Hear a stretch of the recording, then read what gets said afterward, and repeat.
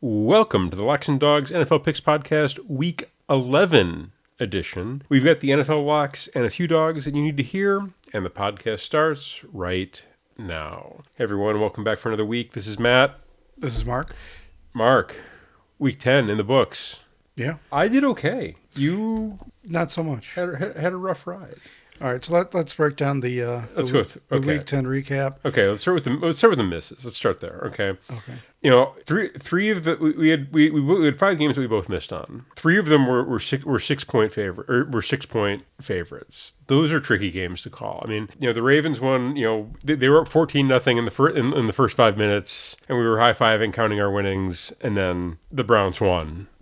Go figure. Bengals, they did not look great. Especially, that defense looked really creaky. So I guess the question there is, are the Texans good? What say you? Yeah, I think they are. I think we have to, stop fading the Texans going forward. I was fading them against the Bengals just because it was, a tricky spot for the Bengals. But either way, it was a tricky spot for the Texans. Seahawks -6. That one annoys me. They should. I was really surprised they didn't cover that game, especially against the kind of lame the lame Commanders. Almost had to beat me there. I almost did it. The other two Bears, we got hooked. It was -3.5. You probably could have got it at -3. We took it at -3.5. So the books had it when we made the picks. Right size, wrong shape, partner. Falcons -2. That was my lock from last week. That one really hurt. I really felt that the Falcons were the better team there. I hate to say, I think we have to start fading the Falcons a bit harder. Yeah. Because I can't remember the last time they won a game. All right. On the winning side, we were both on the Colts, cha-ching. We were both on the Cowboys. Yeah, it was they were never in danger. They can't throw a forward pass. No. It's going to be a challenge. I did really well on the evening games. I was on Raiders and Broncos. Both covered, boosted won outright. Cha-ching, cha-ching. Other than that, the Packers game, I kind of ate it on. You were on the Steelers. Good for you. I was on the 49ers against your Jaguars. Still Goldilocks, now and forever. Yeah. I mean, maybe the Jaguars are bums again. I mean. My tragic magic Vikings. Yeah. So, either way, you ready for Week 11? Okay. I'm ready. All right, so Thursday Night Football. Bengals at Ravens. Ravens -3.5, over under at 46. Numbers for this one. Okay, so far 72% of the spread bets on the Bengals, 63% of the bets on the over, and 61% of the bets on the money line coming in for the Bengals. Mark, what say you? So we finally have a Thursday night game that might be worth watching. Yeah, this is a nice matchup. It's divisional. Two of the better teams in the division. Yeah, I think this is a great matchup. I'm going with the Ravens -3.5. Again, my same logic applies every week. I tend to go for the home team. How'd that go last week? On Thursday nights. It was Panthers at Bears, was it not? Yeah, it did. Yeah, we got hooked. I think we're going to get hooked again. So I'm on the Bengals. I think this is going to be a 1-score game. I don't see either of these teams really pulling away. I think it's probably Ravens by 3, and if the spread's 3.5. I want to be on the Bengals. I want the cover. Remember, good teams win. Great teams cover. The handicap there, again, it's a Thursday night road spot after both these teams coming off tough losses. Yeah. I think the Ravens was a bit harder to swallow than the Bengals. I trust the Bengals offense a bit more. I think they might be getting T. Higgins back this week. The Ravens, there's something going on with Lamar. The turnover thing is weird because he appears to really have command of this offense. He knows it's obvious he knows the offense forward and backward, which is really impressive because it's the first year of with Todd Monken as the offensive coordinator in Baltimore. So, but the turnover thing is definitely a real thing. I think that's what's going to hurt them. I could see this where the Ravens, they jump out to say an early lead, kind of like they did against the Browns, and then they let the Bengals backdoor it. That's my fear. That there's a backdoor touchdown to get the cover for the Bengals. This Ravens team, they tend to run out of gas. I've noticed. Yeah. They're a bit, that might even be another play to take worth taking a look at. Ravens in the first half as opposed to Ravens for the full game. Because I've seen them run out of gas 2 or 3 times in the past few weeks, and it's been really odd because I thought that team was a bit more talented than, or at least had a bit more depth than what they let on. Either way, it's something to monitor, something to think about. If you're looking to do first half, second half, I would look to do Ravens first half, and then for the game I'm on the Bengals for the cover is where I'm at. Yeah, I'm a bit worried about the Bengals. They kind of seem it seems like they figured things out a couple of weeks ago, and now they're kind of back to playing sloppy football. It's a big game for the Bengals, a big division game for them. They need it. So yeah, I think this is kind of a kitchen sink game for them, if I'm honest. Like this is a game they have to have if they're going to stay competitive. I don't feel the Ravens are quite at that stage yet. Yeah, with the seven wins, they don't. Yeah, they could drop this game and really have it run out, hurt their playoff chances. Well, maybe not. That takes us to the Sunday noon games. First on my list, Cardinals at Texans. Texans -4. Over under is 47. 71% of the spread bets coming in the Cardinals. 79% of the total bet coming in the over under bets coming in the over, and 54% of the money line bets coming in on the Texan. Okay, so we've got Kyler back, and he looked good. Yeah. Apparently, he was actually studying the playbook, not Call of Duty, apparently. Good for him. He still looked tiny, like noticeably shorter. So you've got the resurgent Cardinals at 2-8 coming in against the buzzsaw Texans sitting at 5-4. I just think this is a case of too many weapons. You've got, the Texans at home on turf. That offense is, they got weapons everywhere. They got the Dalton Schultz underneath. You got the three wide receivers, really, if you think about it. And they're all like, strong, fast guys who know how to get open, get separation. I think it's too many weapons. Texans have too many weapons for the Cardinals on offense. And on defense, I think the Texans defense can hold its own against Kyler Murray on the road. If I'm honest, I think we probably should have faded the Falcons a bit harder last week. That team, I just don't. I like them at home, not on the road. Can't do it. That team does not travel, and Tyler Heineke is not the answer. He's the answer to who should be the second string quarterback on a roster. Tyler Heineke. But anyway, I'm on the Texans. So I'll lay the 4. Let's go. I think 71% of people are kind of wasting their money by betting on the Cardinals early in this one. Mark, what say you? Yeah, I'm on the Texans -4. They have established themselves as a threat now. There's really no denying it. You really have to take them seriously now. Yeah. With a rookie quarterback and C.J. Stroud, they got off to a slow start, but I could see them going on a run through late November, early December. Yeah, I agree completely. The team looks really solid right now. That offense is firing on all cylinders. Like C.J. Stroud, he knows where everybody is. He's really he's kind of found his comfort zone here in the NFL. And if I'm honest, like what was weird was him coming out of college. The biggest knock on him was that he looked really good when he was surrounded by 5-star talent at every position. Guess what? He is really good, and it doesn't matter if he's surrounded by 5-star talent at every position. So. Yeah, let's go with C.J. Stroud. Lay the 4. Next on my list, I've got Giants at Commanders. Commanders laying 10. Over under 37.5. So far, 88% of the bets in the spread coming in on the Giants. 79% of the bets coming in on the under, and 88% of the money line bets coming in on the Commanders. Is there a case for this Giants team that I'm missing? No, there's really not. I think you could probably lock up the Commanders -10. The Giants can't throw a forward pass. No. I've never seen an offense like that. Well, this is like we're 2 steps away from Navy running the triple option here. No disrespect meant to the DeVito family, but Tommy DeVito is not the answer quarterback for the Giants. I'm sorry. I think we talked about this last week of where have all the legitimate backup quarterbacks gone? Like you tell me the Giants can't find anyone else. Matt Barkley. Do we see Matt Barkley actually play for that team this year? I think we might. We might.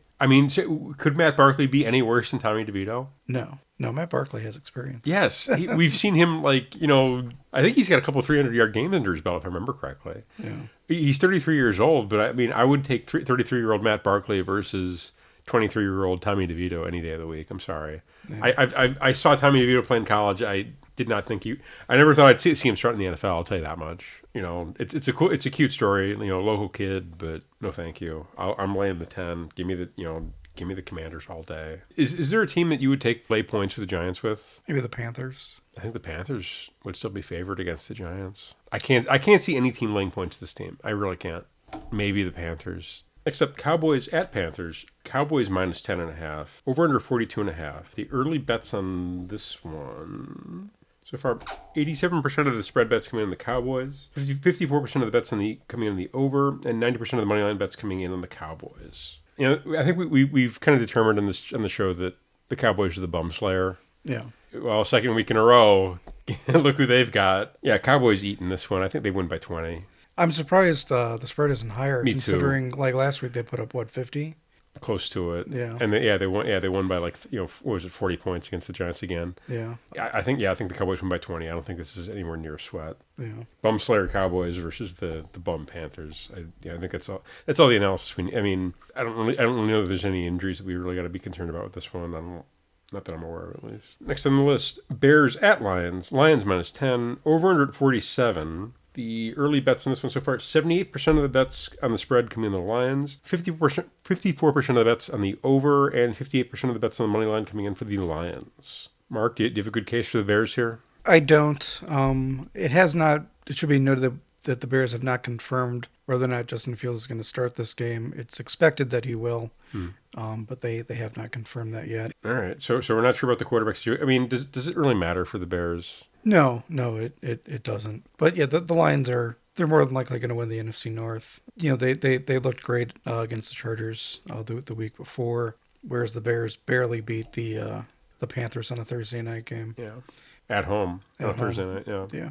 This is another lock candidate. So give them the Lions minus 10. I'm on the same page. If this is Bears at home and it was 10, I think the Bears defense has played well enough in the past few weeks to at least be respected a little bit, but I just think it's too many weapons in the Lions. I could also see this one kind of getting away from the Bears if they start to turn the ball over. This is also a David Montgomery revenge game. Yeah, and I think they'll be playing the Lions again in 2 or 3 weeks? Yes. Yeah. I think it's like the week after Thanksgiving they get the Lions again. Yeah. So either way, I'm in the Lions minus the 10. It's, again, you've got, best team in the division versus arguably worst team in the division. Lions 7-2 ATS this year. Bears 3-5-2 ATS this year. So the Lions have been kind of a spread darling this year. I think it continues. I think they win easy. Again, this is another one where I'm surprised the line is a little bit higher, just given how well the Lions have been playing and their current level of health. Next up on the list, Raiders at Dolphins. Dolphins minus 12. Over under 46.5. So far on this one, 90% of the bets ATS coming in the Dolphins, 59% of the bets coming in the under, and 98% of the bets in the money line coming in the Dolphins. Okay. What's your thought process here, Mark? What are you thinking? So the Raiders beat up on two bad teams back-to-back. They got back-to-back wins. I don't think they do as well against the Dolphins. I'm taking the Dolphins minus 12, even though I think the 12 is a bit much. Okay.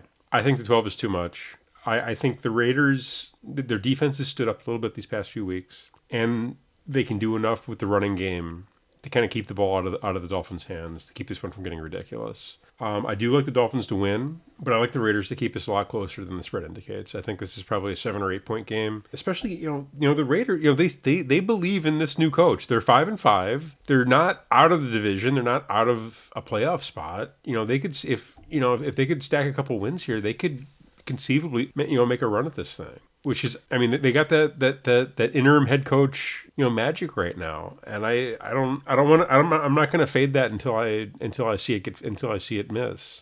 And they haven't missed the past 2 weeks. I've been kind of riding with them a little bit. So yeah, give me the Raiders plus the 12. I don't love it. Again, this is when I kind of feel like the line should be higher. And also, 90% of the bets coming in on the Dolphins early, I kind of get the feeling that I have a feeling this is going to be in the Vegas zone where the Dolphins win by 10 and the Raiders cover. I could see that happening. So, but I think the offensive firepower of the Dolphins might not be a match for the. I think they're coming off a bye, so there might be some early rust. If the Raiders can maybe nick a touchdown. Nick a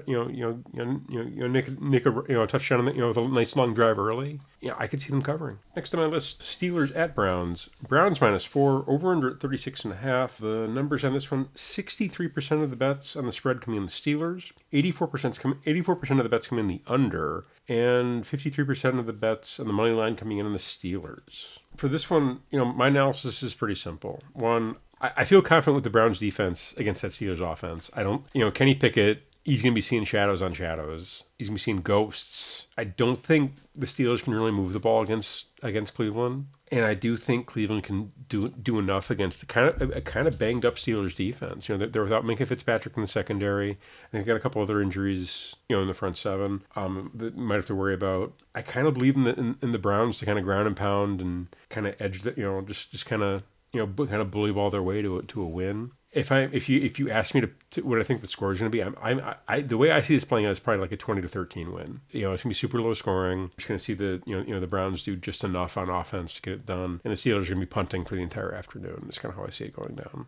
Mark, what say you here? By some miracle, the Steelers continue to win with Kenny Pickett. The Browns have looked better in recent weeks, particularly last week. It seems like Deshaun Watson is healthy. I mean, we did have a PJ Walker appearance last week. Yeah, he was looking for a reason not to come back out there. Yeah, I'm going with the Steelers +4. Don't feel great about it.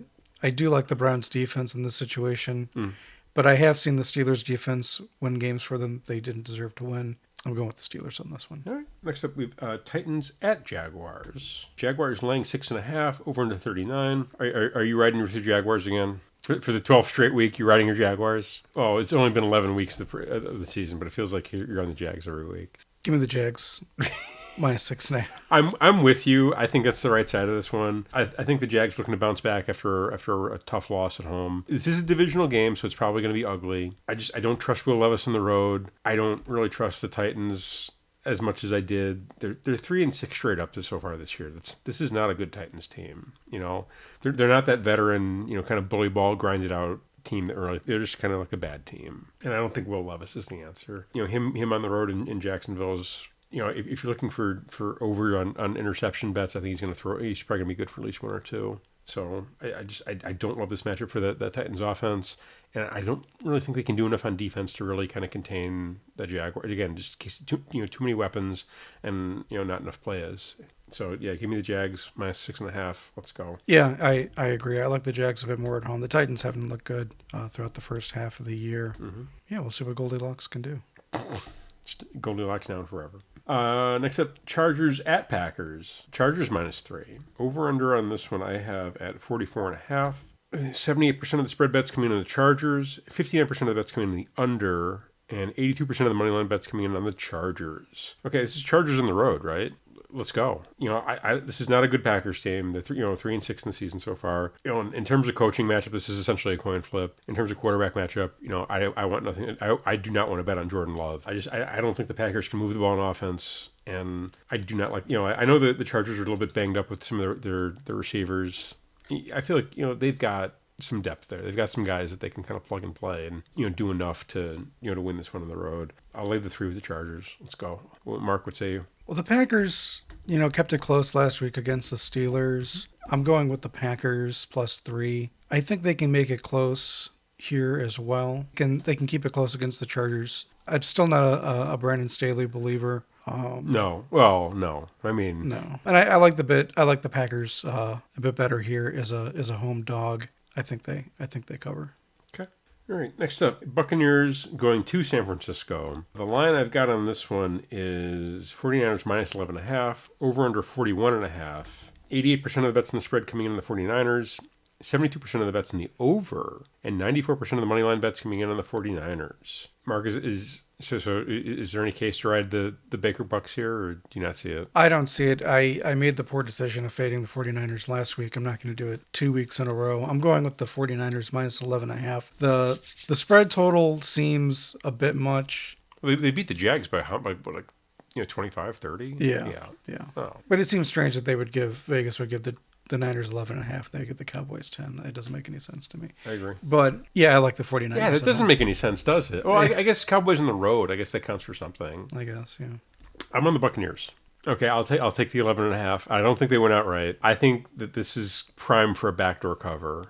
I really do. Last week was the first week we've seen the 49ers defense look good in a while. So we saw the Kirk Cousins Vikings kind of throw the ball over the place on them, and that was the kind of the case for a couple of previous 2 weeks. I think the Buccaneers, they've got enough weapons on that offense that they can throw the ball. First off, they're not a run first team. They figured this out finally. They've got if they're going to do anything, it's going to be through the air. Whether it's throwing the ball to Rachaad White, throwing the ball to those receivers, it's not Baker Mayfield handing off to Rashad White. They're going to do that enough to keep the defense honest, but they're not going to, it's not going to be how they're going to beat teams. They're not a bully ball team. They're more of a finesse team. And I think with that, they can move the ball through the air enough, they can score enough to keep this one closer than the 11.5. And I love this one for a backdoor cover. I could definitely see, like the 49ers up by 2 touchdowns in the fourth quarter, and Baker, leading the Bucs on a dramatic drive to get them within within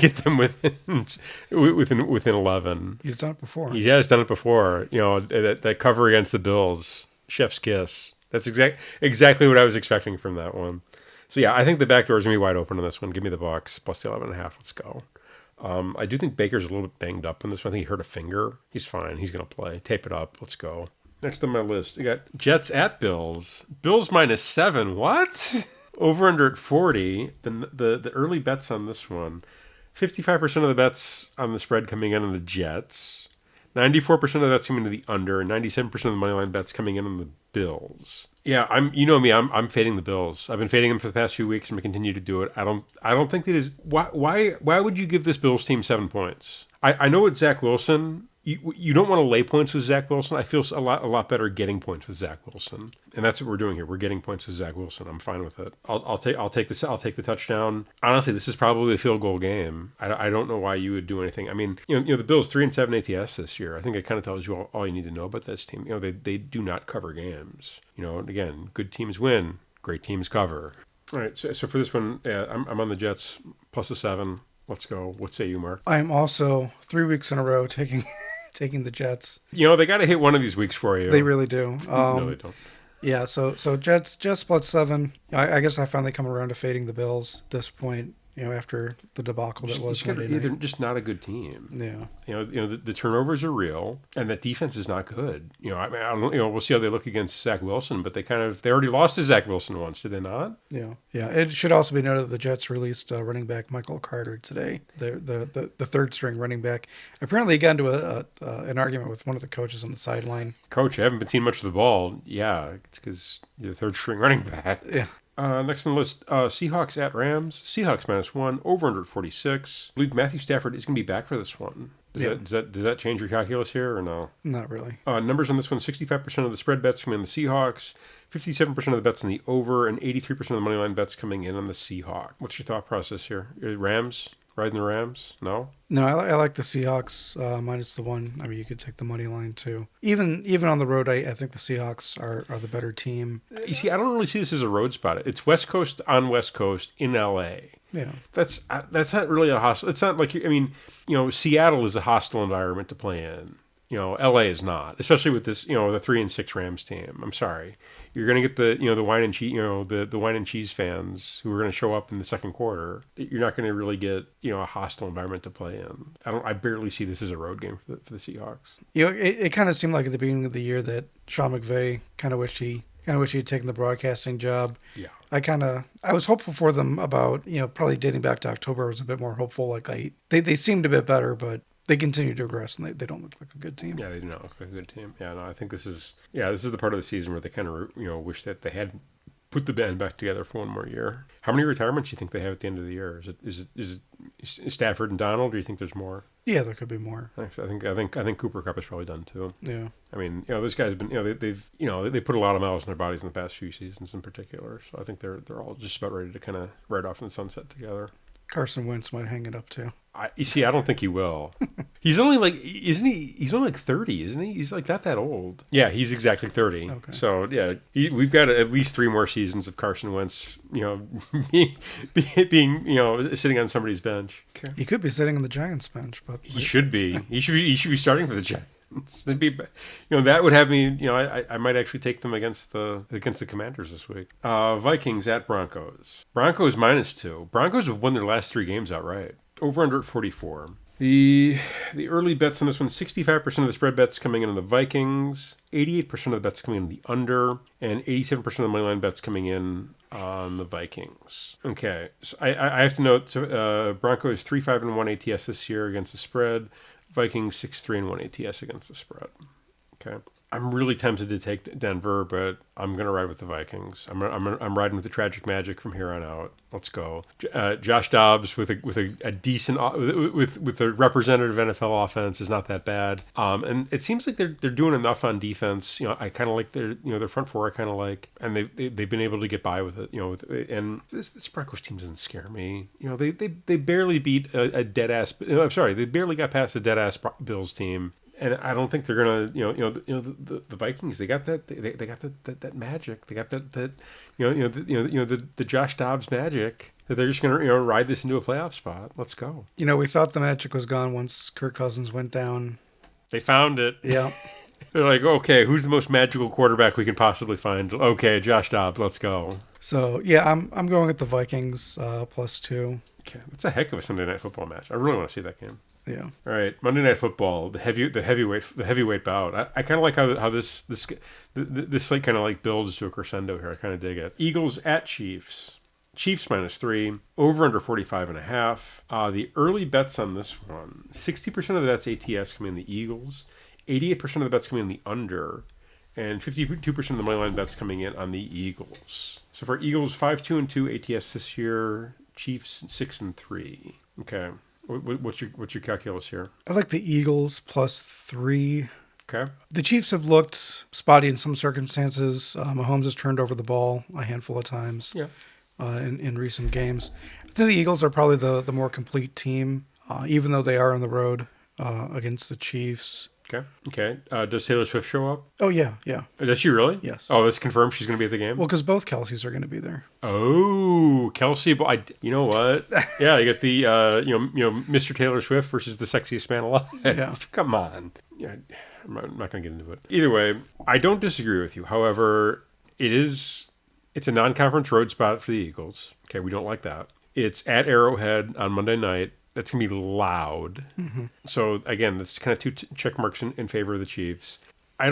You're not going to see Patrick Mahomes make the same mistakes that a lot of, other worse quarterbacks would make against. You're not going to see him make the Dak Prescott mistakes. And also, I think that he has enough weapons on offense. They got Travis Mr. Taylor Swift. And I really like Pacheco out of the backfield. I think their receivers are kind of underrated. I think Rashee Rice in particular can do some things. Some of the other guys are capable. I think they have Mecole Hardman back, don't they? Yeah. Yeah. So this could be a Mecole Hardman. So I like the matchup. As far as the offense versus defense, I'm okay with the Chiefs offense versus the Eagles defense. I think they can do enough to to move the ball against the Chiefs against the Eagles.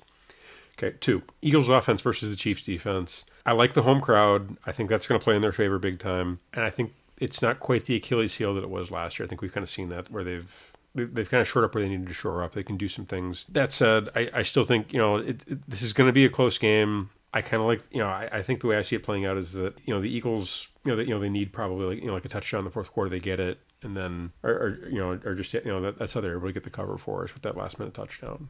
Give me the Chiefs. I'll lay the 3. Probably not going to lock it unless you lock up the Eagles, in which case I'm definitely going to lock it. No, I'm not locking. I'm 1-0 in lock battles this year, I believe. Congratulations. Yeah, it's a big accomplishment for me. So yeah, that kind of puts a bow on it. We got to give some locks and dogs. Who went first last week? You did. Do you want to go first this week? Yeah. All right. So my lock, I'm gonna make. I've been getting too cute the past 2 weeks. I'm gonna make things easy on myself. Okay. I'm gonna lock up the Cowboys -10.5. That's a good lock. That's what I should have done last week. For my dog, let's go the Jets +7. Money line? No, +7. Money line? Sprinkle? No, maybe. Okay. All right. For me, I'll do my lock for. I'm sorry. I'll do my dog first. Vikings. Okay. Easy money. And my lock, I like the lock the late afternoon games. I'm not gonna lock the Chiefs. I'll lock the Commanders -10. I don't love it. It's at home, and the Commanders can throw a forward pass. The Giants cannot throw a forward pass. So yeah, that's the calculus there. I'll lay the 10 with the Commanders. I would also look to do a Cowboys, Commanders, maybe Lions teaser, Or I tease all those down to like 4.5. Let's go. What are we doing here? Yeah, that's where we're at. Yeah, that's my dog and my lock. All right, Mark. Good luck to you this week. This has been the Locks and Dogs podcast for week 11 of the NFL season. Check out locksanddogs.com for the latest in gambling picks and news. Hit that subscribe button to get notifications for the latest episodes and leave us a review. We love to see the 5 stars, but we just like to hear from you if you have any feedback. Anything we could do better, anything we could do worse, please let us know. For Locks and Dogs, this is Matt. This is Mark. And we'll see you next week.